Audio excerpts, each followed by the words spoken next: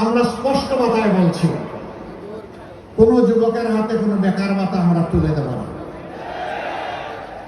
আমাদের যুবকরা বেকার ভাতা খাওয়ার জন্য লড়াই করে নাই, তারা লড়াই করেছে তাদের কাজের অধিকার পাওয়ার জন্য।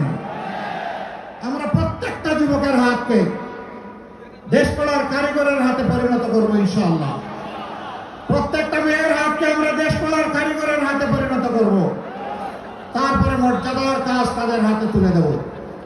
সেদিন প্রত্যেকটা নাগরিক যুবক যুবতী বলবে, আমি বাংলাদেশ, আমাকে দেখে চিনে নাও বাংলাদেশ কি। আমরা সেই সম্মানের জায়গায় যুব সমাজকে বসাতে চাই। যুব সমাজ প্রস্তুত? যারা যুবক হাত তোলে। ওমা, সবাই তো দেখি যুবক। তাইলে যাও, আমিও তোমাদের সাথে যুবক ইনশাআল্লাহ।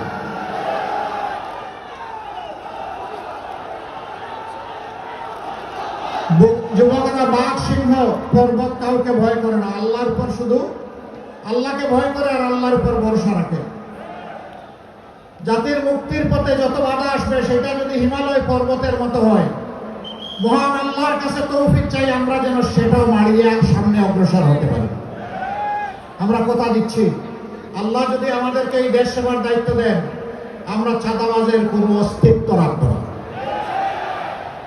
আমরা দুর্নীতিবাজদের অস্তিত্ব রাখবো না। হায় হায়, এখন তো সবাই বিপদে পড়ে গেছে, এখন কি হবে?